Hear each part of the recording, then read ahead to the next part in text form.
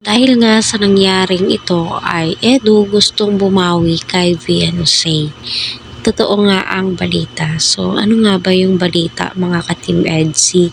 Yan po yung pag-uusapan po natin. Syempre, may maikling video clip po tayong isisingit para maunawaan po ng mabuti. Kaya panoorin po natin. Syempre, huwag po natin skip ang ads ni Kalinga Prab, Kuya Val, Kalinga Eds, Scouters, Ate Edna, para sa ganun ay marami pa po silang matulungan na kababayan po nating naghihirap.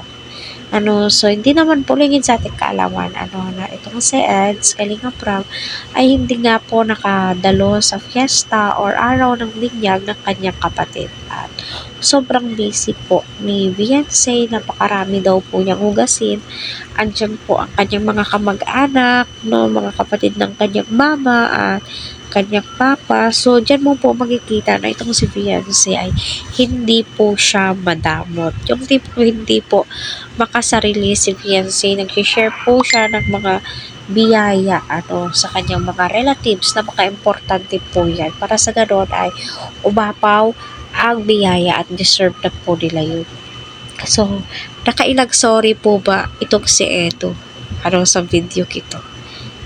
So, totoo na ba yung feelings ni Edo kasi may sundo na pong nagaganap sa Pabuan National High School. So, nakaka-proud po itong si Edo. So, panoorin muna natin.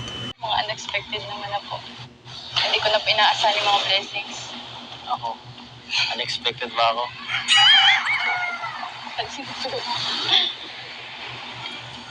Ay,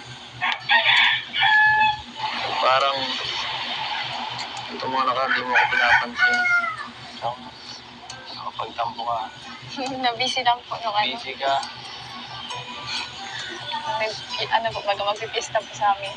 Madami pong ginagawa. Siyempre. Kasi yung mga kamag-anak ko po andun. Hindi ka nagsasabi sa akin eh. Iba ang naisip ko. Ano naman sinisip niya? Ikaw. Ako po. Siya nga pala. Sorry. Sorry, di ako nakatid ditong nakaraan. Okay lang. Alam mo, nagtampo ka.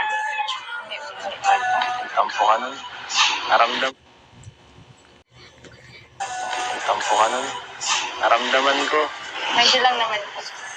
Sabi ko na eh. Sorry na.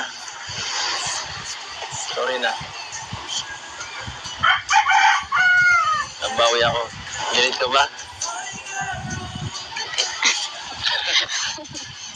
Ramdam ko eh. Ang dami po kasi ginagawa ko. Alam niyo na po, may binyagan doon po bagad. Oo.